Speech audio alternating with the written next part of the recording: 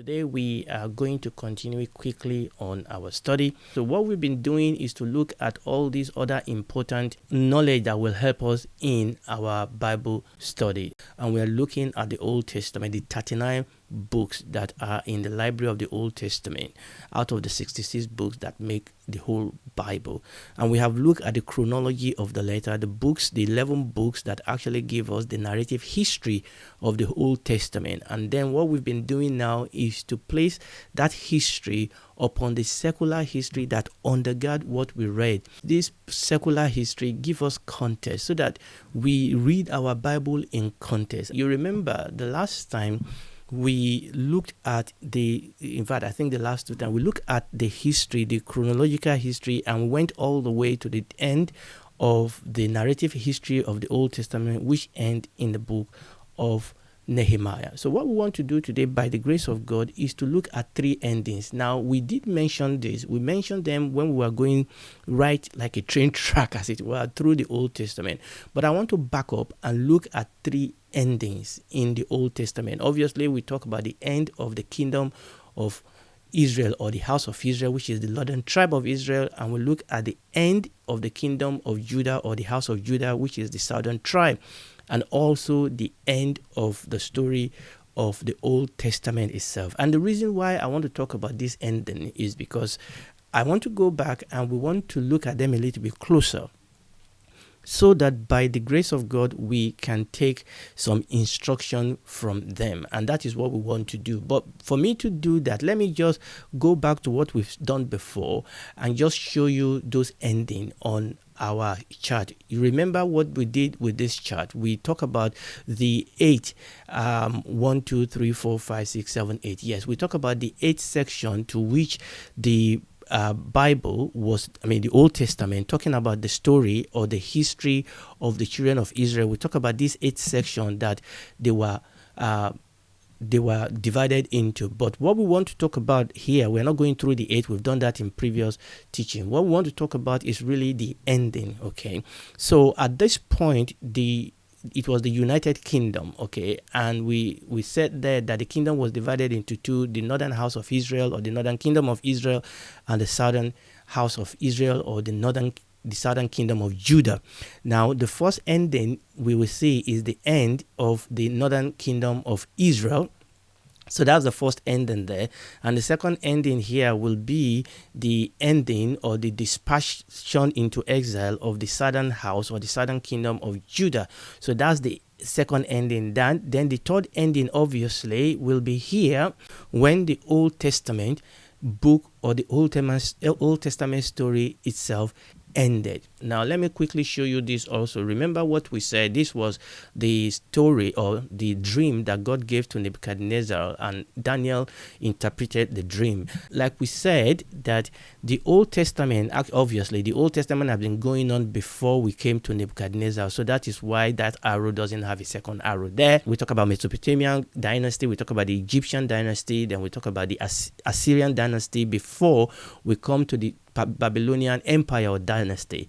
And that story of the Old Testament continue up to Medo-Persia, and we talk about Cyrus, how Cyrus allowed people to return to their homeland, people that have been taken into exile, people that have been dispersed abroad, to go into their land and build their home. So that was where the Old Testament cover. We said the New Testament actually start here during the time of Rome. So from the latter part of Medo-Persia to the beginning part of Rome, that is what we call the intertestamental period. And the New Testament deal with the time of the Roman. Now, before we go into these three endings, there's something I just want to point out, because I think this is necessary for us as Bible students. Here I'm talking about the language in which the original Bible was written. Now, I've mentioned this when we were talking about textual criticism. Now, the Old Testament was majorly written in Hebrew, and obviously rightly so, because that was the language of the children of Israel. Now, part of the Old Testament was written in Aramaic, just a small part, particularly in Daniel and in Ezra. The Aramaic language is the language that was spoken by the Neo-Assyrians, the dynasty that was the empire before Babylon. And actually, that was the same language that was then spoken moving forward into Babylon. So Aramaic language was the language of the Assyrians, the language of the Babylonian. When this civilization, or when this empire, as it were, take over the other empire, the character or the culture or the language of the previous empire doesn't disappear. Oftentimes it flows into the next empire. So you can see here that when Daniel went into Babylon, he must have learned Aramaic. Okay, in fact, Aramaic became the popular language of the children of Israel by the time of the Lord Jesus Christ. You know, it's kind of like me, for example. I have my own mother tongue language, father tongue language, uncle tongue language, but I live in an English country. We speak the language of the environment that we live in, or people that rule or reign over us, okay? And that was the same thing with the children of Israel, okay? Babylon was the one colonizing them, ruling over them, and many of them were speaking Aramaic. And by the time of the Lord Jesus Christ, Aramaic was a very popular language. So Aramaic was the language of the new Assyrian, and that flowed down into Babylon and Persia. Obviously, the Greek came, and the Greek were really, really big on cultural changes. So the Greek came, and obviously people started speaking Greek. So what you don't have is that at this point, people started speaking Greek, but they were still speaking what? Hebrew, and they were still speaking Aramaic. But from this point onward, people started speaking Greek. And as we will come back by the grace of God, when we talk about the intertestamental period, it was during that period of the intertestamental period that the Old Testament Bible, which was written in Hebrew, was actually translated in Greek, which is what we call Septuagint. So by the time of the Lord Jesus Christ came, so you can understand here that most people were speaking Aramaic, were speaking Hebrew, Aramaic, and Greek. And this is very, very important. And that was why when the Lord Jesus Christ was crucified, the charges that was put upon his head was written in those three languages. So this is actually the explanation with respect to the language in which the original Bible, the original autograph was written. So the Old Testament was mainly written in Hebrew. A little bit portion of it was written in Aramaic, and that must not be confused with the Aramaic explanation, the Targum they call it, because there is a book called Targum written in Aramaic, which was kind of like, if you can call it, a commentary on the Old Testament. The Old Testament was majorly written in Hebrew. Portion of it, a little bit in Daniel, a little bit in Ezra, were written in Aramaic, and you can understand why that would be so. But the New Testament was written in Greek. But the question though is that by the time the New Testament was being written, Rome was the one ruling, and Rome has its own language, Latin. But the thing is that the culture and the language of Greek, was still predominant in Roman Empire, and most people will speak Greek, okay, even though Rome was the one in charge. And that is why the New Testament was majorly written or completely written in Greek. Now, it is very, very important that I mention this, because by the grace of God, somewhere down the line, I am going to talk about a new translation that is becoming popular among Christianity called the Passion Translation, and it made some claims that are contrary to what I've just told you. It makes some claim about the original Bible being written in Aramaic, which is totally wrong, has no, scholarship back into it, and bring up a loads of problem with respect to that translation. So, and this is why it is important for us to actually understand some of these facts, so that we are not ignorant, so that we are not easily tossed to and fro. Somebody doesn't come out with some bogus claim about revelation, about visions, and cause a lot of confusion. So the reason I mentioned that here is you will see how important some of the studies that we are doing, how important they are. They are not exercises in just intellectualism. These are very important foundations that will help us to understand the Bible, and will help us not to be, deceived by every wind of doctrine and, people's visions and dreams. Visions and dreams are good. Doctrines are good as long as they are God-given visions and they are right doctrine. But no vision, no doctrine will receive by itself unless they are in accordance with the word of God. The word of God is the final judge, is sola scriptura. The word of God is the final authority. We judge every dreams, and we judge every prophecy, and we judge every revelation by that which has been revealed in the scripture. So having taken that out of the way, now let's go to our three endings. Let's talk about the first ending first, the ending of the house of Israel, or the kingdom of Israel, which is the northern house of Israel, and how they ended. Now, this record is given to us, as it were, in the second king chapter 17. I'm talking about the ending that we are looking into today of the kingdom of Israel. Remember, we are talking about the 10 northern tribe. I'm going to skip a little bit, but I'm going to read through this chapter. And it is important for me to do this because we just don't want this to be an intellectual exercise. We want to take lesson from it. So pardon me, it's a very long one, and I'm not going to be able to project this on the screen. I'm just going to read it from my phone here, and we're going to follow this. Is that okay? Praise the Lord. So 2 King chapter 17, I'm reading from verse 1. In the 12 years of Ahaz, king of Judah, began Hoshea, son of Elah, to reign in Samaria over Israel 9 years. Two things I want you to notice over there that is really very important.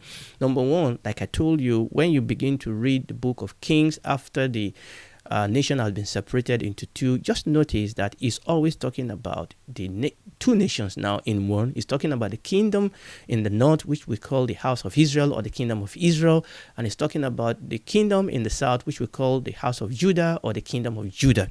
So at this point that we are in 2 Kings chapter 17, Ahaz was the king of the southern part, the house of Judah, and Hoshea was the king of Israel. So that's the first thing I want you to notice in the verse 1. So when you are reading this, now you can actually realize what you are reading here.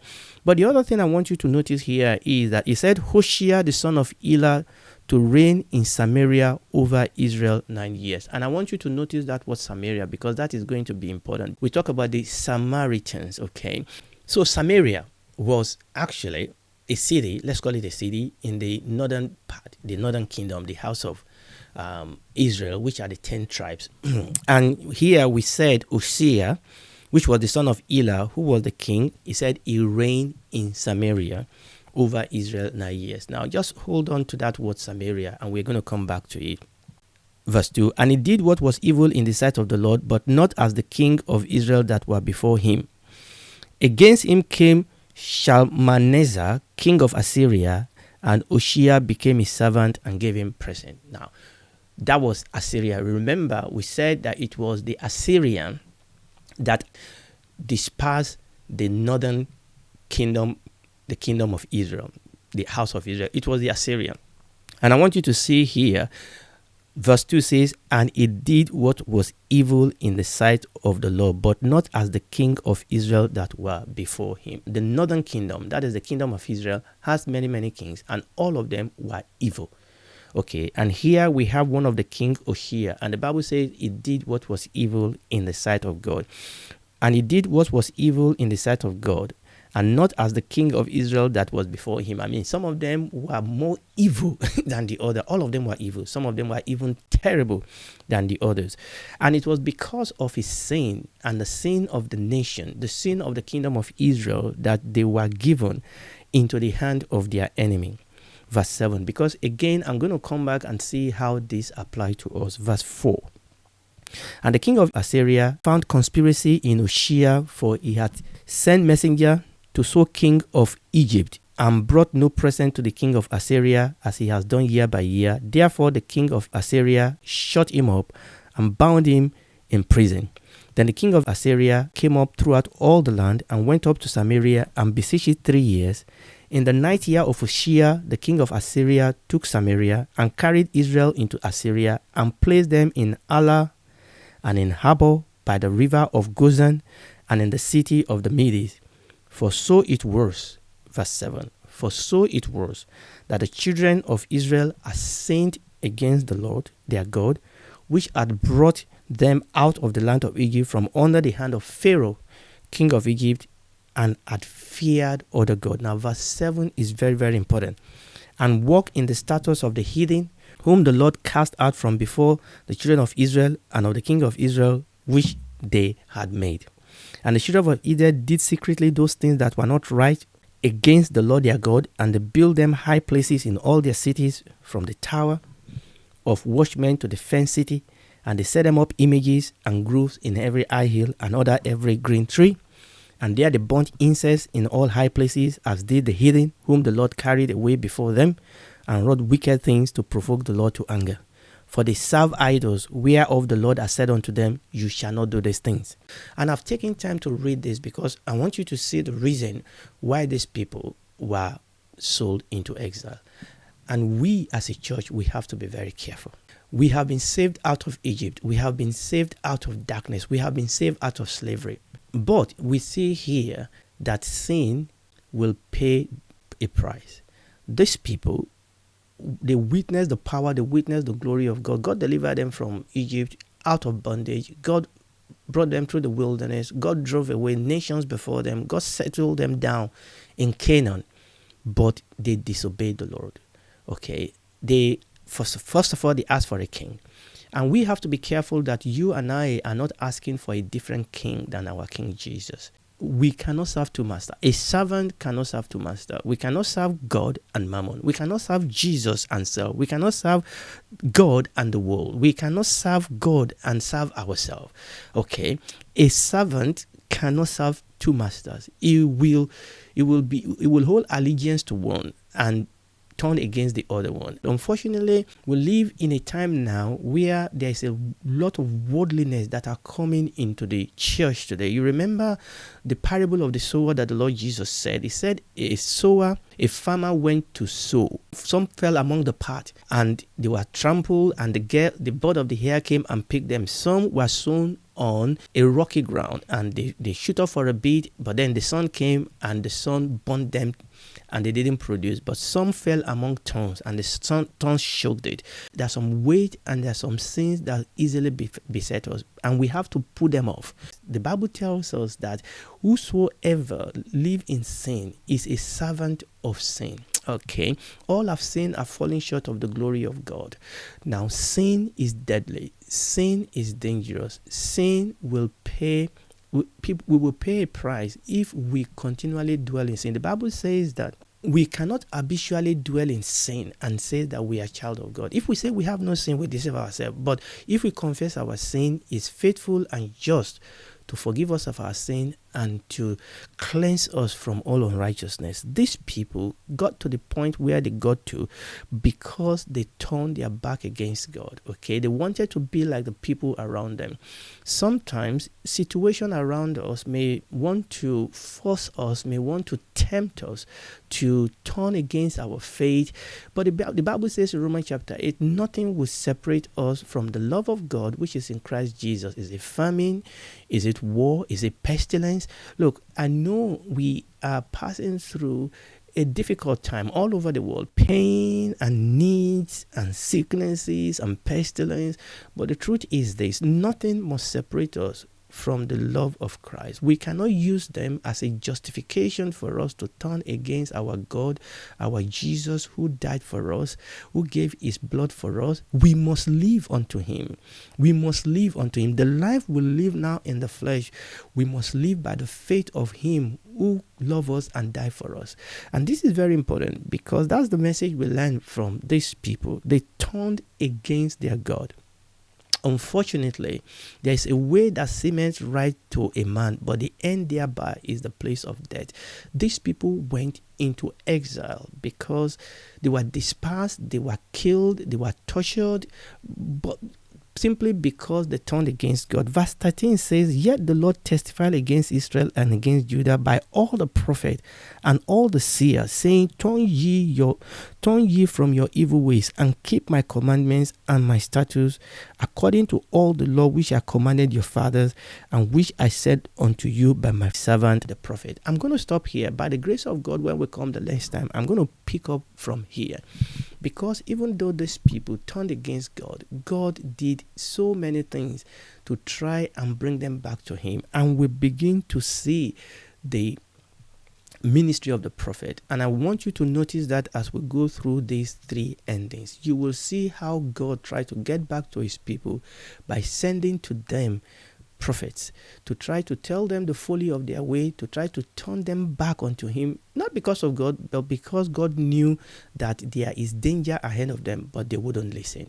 I'm praying that you are listening to me tonight, because God has sent us his word to say, listen, there is no other name given among men whereby we might be saved. It's given unto men to die, unto women to die once, and after that judgment. Jesus is the only way. Religion will not save you. Good works will not save you. For God so loved the world that he gave his only begotten Son, that whosoever believe in him will not perish but have everlasting life. Today is the day of salvation.